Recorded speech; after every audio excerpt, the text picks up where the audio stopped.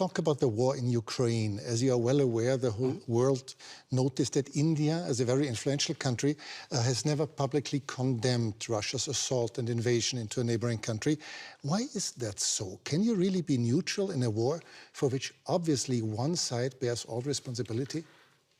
Well, look, I think in international relations, you have sometimes very complicated situations. And where we are concerned, we have always taken the position that the way out is for the countries concerned to get back to dialogue and to diplomacy. I'll come to that soon, but is this a complicated situation? Is this really complicated? There's just one big country invading its neighbor. No, look, I can give you many instances of countries who have violated the sovereignty of another country. You know, if I were to ask where Europe stood on a lot of those, I'm afraid I'll get a long silence. So do understand one thing. At the end of the day, we make judgments in foreign policy based on what we think are our long-term interests and what is good for the world. But you and Prime Minister Modi have already said that regularly call on both sides to stop the war and to negotiate. However, can one really urge Ukraine to stop defending itself? After all, there are no Ukrainian tanks in Russia. There are Russian tanks and planes and missiles destroying Ukraine. I think that's a bit of a misrepresentation.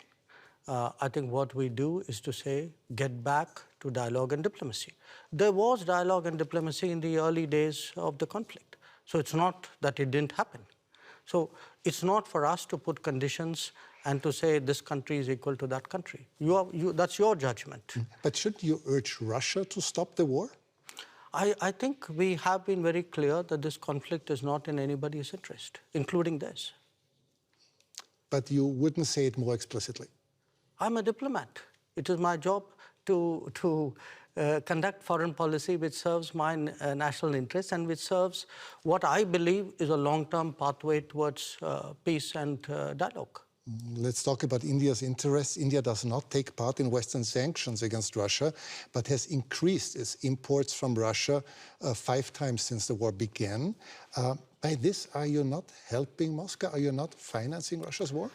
You know, Europe imported in the same period 6 times the energy which India did. So but Europe decreased its imports a lot and dramatically since the war started. You multiplied yours. No, essentially, if it is a matter of principle, why didn't Europe cut on the first day? Why didn't we see on 25th of February a complete cutoff of energy imports from Russia? But you can't say it's my principle, but by the way, I will do it by my timing.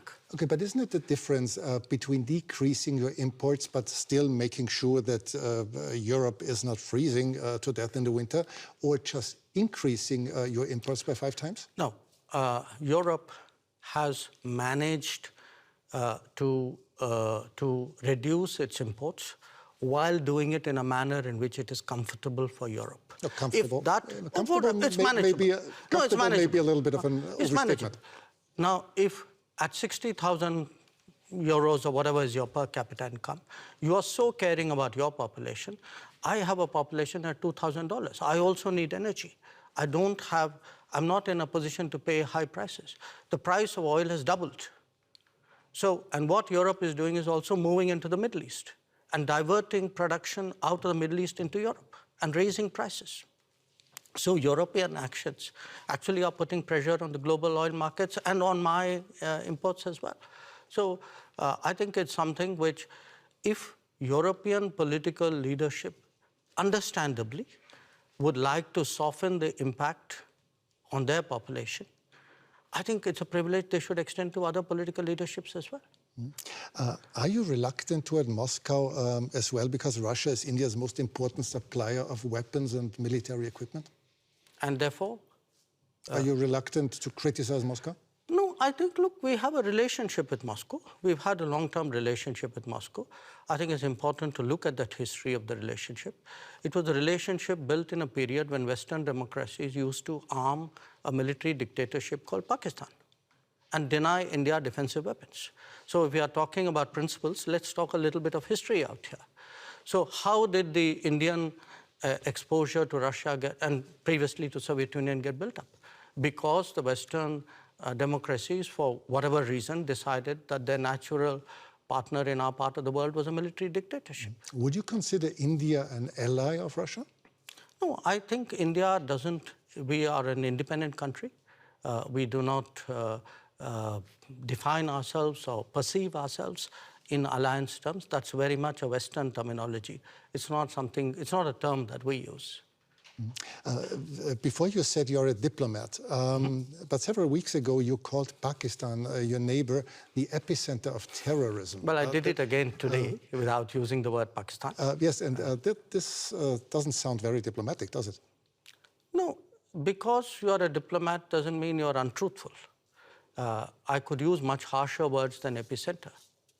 So believe me, considering what has been happening to us, I think epicenter is a very diplomatic word, because this is a country which has attacked the Parliament of India some years ago, which attacked the city of Mumbai, which went after hotels and foreign tourists, which every day sends terrorists across the border. But of, so course, sometimes not, when but we of talk, course not as a country. well, if you control your sovereign space, which I believe they do, if the terrorist camps operate in broad daylight in cities with recruitment and financing, can you really tell me that the Pakistani state doesn't know what's going on? Especially if they're being trained in military-level combat tactics. So, you know, when we speak about judgments and principles, why don't I hear sharp European condemnation of these practices which have been going on for multiple decades? Does the world have to be concerned that there someday will be a war between India and Pakistan? I think the world has to be concerned that there is terrorism going on, and the world often looks away. The world often feels it's not my problem because it's happening to some other country. I think the world needs to be concerned about how sincerely and strongly it takes up the challenge of terrorism. But has the world to be concerned about the future war between India and Pakistan? I think the world needs to be concerned about terrorism. That's because, what you said. know, yeah, sure. Because look, if you pose it the way you do, that's like giving a free pass to terrorism, saying, you know, let's worry about the next consequence of it. I am worried about the terrorism. Okay, let's change the subject. You frequently said that India has a very complicated relationship with your neighboring China.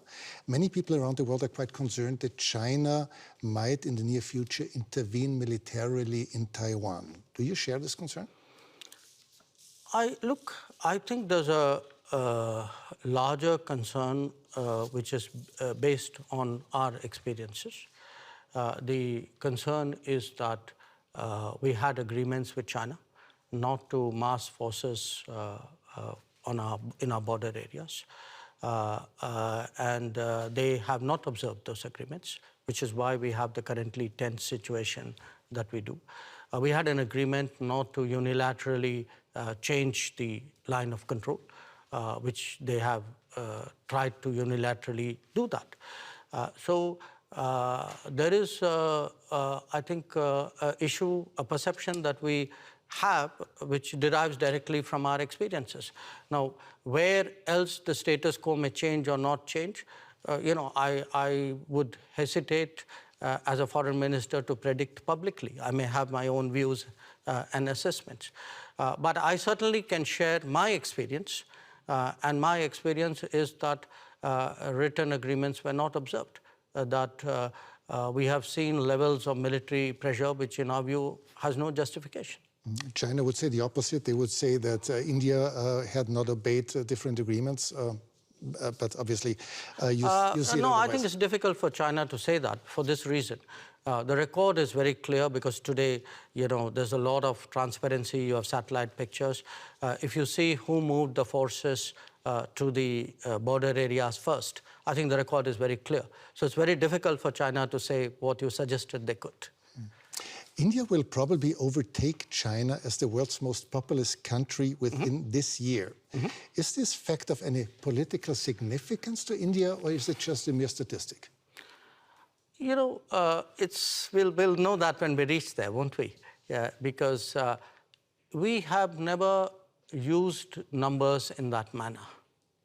Maybe other countries have. I would still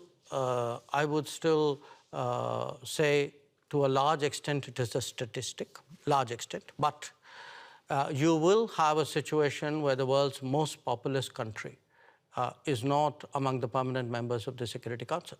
And what does it say about the state of the UN if that is the case? So it's a kind of both a yes and a no. It's partly a statistic, but I think it's a statistic which means a lot. For several years, you have called for a permanent seat on the Security Council, as have Brazil, as has Japan or Germany. How long will it take, from your point of view, till this reform of the Council will actually become reality? Well, ideally, we'd like it yesterday. Of course. But the problem, I think, is that those who are today enjoying the benefits of permanent membership clearly are not in a hurry to see reform. I think it's a very short-sighted view, in my opinion, because at the end of the day, the credibility of the UN and, frankly, their own interests and effectiveness is at stake. So my sense is it will take some time, hopefully not too much time. I can see a growing body of opinion among UN members who believe that there must be change. It's not just us. You have entire Africa, entire Latin America left out. Developing countries vastly underrepresented.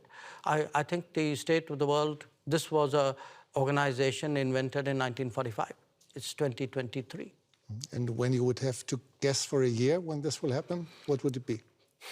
No, I wouldn't guess, because I know the complexities of this process. You know, it's a tough one. I'd be honest with you. It's a tough one, but I don't think because it's a tough one we should give up. On the contrary, I think because it's a tough one, we should actually up the ante, increase the feeling in wide parts of the world that this reform is absolutely essential. Thanks so much for your time. Well, thank you. It's a great pleasure.